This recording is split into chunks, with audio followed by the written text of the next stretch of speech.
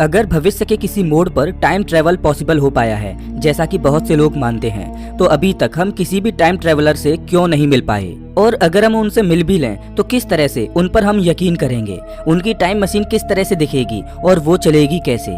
शायद हो सकता है कि भविष्य में टाइम ट्रेवलिंग बेहद खतरनाक हो और उन्हें कुछ रूल्स को फॉलो करना पड़े। दोस्तों, हॉलीवुड ने ऐसी बहुत सारी मूवीज बनाई हैं जिसमें फ्यूचरिस्टिक सिविलाइजेशंस भूतकाल में आकर हमें फ्यूचर के खतरों के बारे में बताती हैं और उससे बचाती हैं। लेकिन मैं चाहता हूं कि आप टाइम ट्रेवल को इतने बड़े लेवल पर इमेजिन ना करें। मैं आपको एक बहुत ही सिंपल सी सिचुएशन देता हूं, आप मुझे बताएंगे कि उसमें क्या करना होगा। अगर भविष्य से कोई टाइम ट्रेवलर आकर आपके भविष्य के बारे में अभी आपको बता दे तो क्या होगा? जो चीजें उसने आपको बताई हैं, क्या वो सब उसी हिसाब से रिपीट होने लगेंगी जिस हिसाब से उसने आपको बताई है? कितना सिंपल सवाल है लेकिन कठिन भी। मैं ये कहना चाहता हूँ कि बड़ी सिचुएशन जैसे कि प्लैनेट को सेव करने के लिए टाइम मशीन को यूज करना हमें वैलिड और बिलीवेबल लगता है, लेकिन एक सिंपल सिचुएशन जिसमें हमारी एग्जिस्टेंस पर सवाल हो तो हमारा दिमाग चक्कर खा जाता है। चलिए कोई बात नहीं, आज इस वीडियो में हम इसी सवाल के बारे में सोचेंगे और जानने की कोशिश करेंगे कि इसका जवाब क्या हो सकता है। 1998 में जॉन टाइटर नाम का एक व्यक्ति भविष्य से हमारे दौर में आया था, ऐसा वो पूरी दुनिया से कह रहा था। उसने बताया कि उसकी टाइमलाइन पर जनरल इलेक्ट्रिक की वजह से ह्यूमन सिविलाइजेशन ने 2034 तक टाइम ट्रेवल का इन्वेंशन कर लिया था। यहाँ तक कि उसने अपनी टाइम ट्रेवलिंग डिवाइस को अच्छे से दिखाया और एक्सप्लेन भी किया, लेकिन फिर तभी जॉन गायब हो गया। क्या वो जिस मिशन को करने आया था वो खत्म हो चुका था, या फिर जॉन केवल एक काल्पनिक व्यक्ति है जिसकी कहानी किसी ने ऐसे ही कह दी थी? अगर टाइम ट्रेवल सच में पॉसिबल हो पाया तो वो अल्बर्ट आइंस्टाइन की थ्योरी ऑफ रिलेटिविटी को गलत साबित कर देगा। अल्बर्ट आइंस्टाइन ऐसे पहले वैज्ञानिक थे जिन्होंने रियलाइज किया कि समय कोई कांस्टेंट चीज नहीं है। जैसे जैसे हम डीप स्पेस की तरफ तेजी से बढ़ते हैं तो समय हमारे लिए स्लो होता जाता है। आइंस्टाइन के मुताबिक समय एक 4th डायमेंशन की चीज है, स्पेस एक 3 डायमेंशन की चीज है जो हमें ऑब्जेक्ट की लेंथ, विड्थ और हाइट के बारे में बताती है। लेकिन समय ऐसी चीज है जो हमें रास्ता दिखाती है। दोनों चीज मिलकर स्पेस टाइम कॉन्टिनम को बनाती हैं। ये स्पेस टाइम कॉन्टिनम ग्रेविटी की वजह से सबसे ज्यादा बदल सकता है। ग्रेविटी एक तरह से स्पेस टाइम में एक बैंड की तरह है। ये अपनी प्रॉपर्टी की मदद से स्पेस और टाइम दोनों को बदल कर रख सकती है। लेकिन इस तरह की चीज करने के लिए आपको बहुत ही बड़े ऑब्जेक्ट की जरूरत पड़ेगी, जैसे कि एक ब्लैक होल। एक बड़ा सवाल ये आता है कि आखिर हम समय में अपने मन मुताबिक ट्रेवल कैसे कर सकते हैं? सबसे आसान और प्रैक्टिकल तरीका है स्पीड। अगर हम किसी तरह स्पीड ऑफ लाइट से ट्रेवल कर पाएं तो बाहरी दुनिया का समय अपने आप स्लो हो जाएगा और हम भविष्य में पहुंच जाएंगे। अब इसे और अच्छे से समझने के लिए भी मैं आपको एक प्रैक्टिकली प्रूव्ड एक्सपेरिमेंट के बारे में बताता हूँ। वैज्ञानिकों ने इस थ्योरी को प्रूव करने के लिए एक बहुत ही अनोखी चीज की। उन्होंने 2 एटॉमिक क्लॉक्स की मदद ली। एटॉमिक क्लॉक बिल्कुल परफेक्ट टाइम माप सकती हैं और छोटे से छोटे डिफरेंस को भी पकड़ सकती हैं। उन्होंने एक क्लॉक को हाई स्पीड जेट एयरक्राफ्ट में रखा और दूसरी क्लॉक को धरती पर रखा। इस एक्सपेरिमेंट के अंत में ये पता चला कि जो क्लॉक एयरक्राफ्ट में थी उसकी स्पीड पृथ्वी पर रखी क्लॉक से स्लो हो गई थी। हालांकि ये डिफरेंस बहुत ही छोटा था, लेकिन इसे देखना बहुत ही सिंपल था। अगर आप स्पीड ऑफ लाइट से भागने लगेंगे तो आपके लिए वक्त बहुत स्लो हो जाएगा, लेकिन बाकी के पृथ्वी पर रहने वाले लोगों के लिए समय बिल्कुल सेम स्पीड से चल रहा होगा।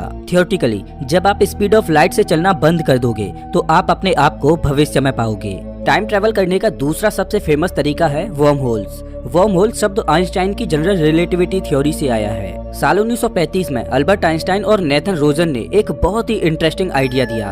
उन्होंने कहा कि स्पेस में ब्रिजेस यानी कि पुल एग्जिस्ट करते हैं जो 2 अलग अलग स्पेस टाइम को एक दूसरे से कनेक्ट करते हैं। इनकी मदद से हम बिलियन लाइट ईयर्स तक की डिस्टेंस को कुछ ही सेकंड्स में ट्रेवल कर सकते हैं। स्पेस टाइम में बने इस शॉर्टकट को उन्होंने आइंस्टाइन रोजन ब्रिज नाम दिया, जिसे हम वर्म होल के नाम से भी जानते हैं। हालांकि ये अभी तक सिर्फ एक थ्योरी ही है, क्योंकि इसको प्रैक्टिकली प्रूव्ड नहीं किया जा सका है। अभी तक कोई भी फिजिसिस्ट वर्म होल को पूरी तरह से समझ नहीं पाया है। इसी वजह से ये थ्योरी अभी तक हाइपोथेटिकल ही है। स्टीफन हॉकिंग का भी मानना था कि वर्म होल्स एग्जिस्ट करते हैं और वो क्वांटम स्केल पर लगातार बनते रहते हैं। उन्हें पकड़ने के लिए हमें बहुत बड़ी मात्रा में एनर्जी की जरूरत पड़ेगी और ये अभी तक सिर्फ थ्योरीज में ही पॉसिबल हो पाया है। जनरल रिलेटिविटी और क्वांटम मैकेनिक्स की इनकम्पैटिबिलिटी की वजह से अभी तक कोई भी इसे प्रूव नहीं कर पाया है। फिजिसिस्ट ने ये अनुमान लगाया है कि वर्म होल्स हमेशा कोलैप्स करते रहते हैं और उनके अंदर जो भी जाने की कोशिश करता है उसे दबा देते हैं। तो अगर कोई टाइम ट्रेवलर वर्म होल से स्पेस टाइम में कुछ ट्रेवल कर भी ले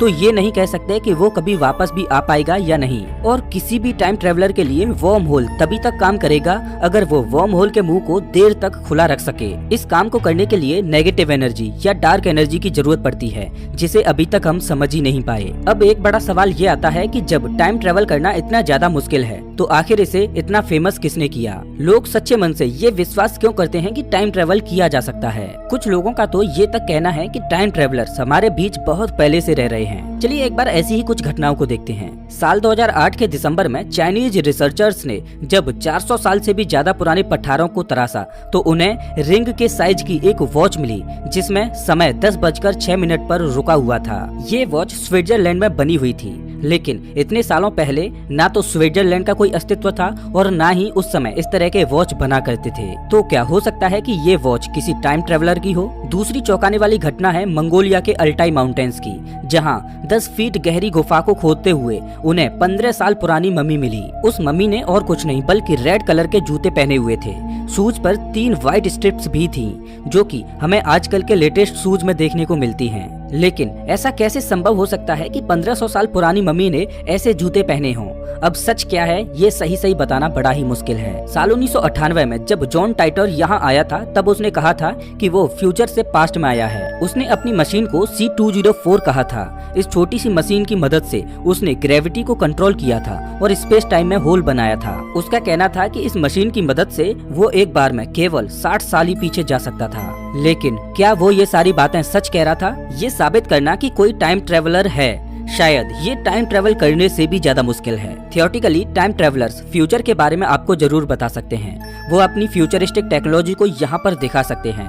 यहाँ तक कि वो जेनेटिक टेस्टिंग करके भी प्रूव कर सकते हैं कि वो इस समय के नहीं हैं। लेकिन टाइम ट्रेवलर्स से मिलने का एक व्यक्ति ने बेहद ही सिंपल तरीका निकाला था। साल 2009 में स्टीफन हॉकिंग ने एक पार्टी रखी जिसमें केवल टाइम ट्रेवलर्स को ही इनवाइट किया गया। स्टीफन हॉकिंग ने उस पार्टी के इनविटेशंस को वर्ल्ड वाइड में पार्टी खत्म होने के बाद भेजा, ताकि अगर कोई टाइम ट्रेवलर इस इनविटेशन को पढ़े तो वो वक्त में पीछे जाकर उनकी पार्टी में जा सके।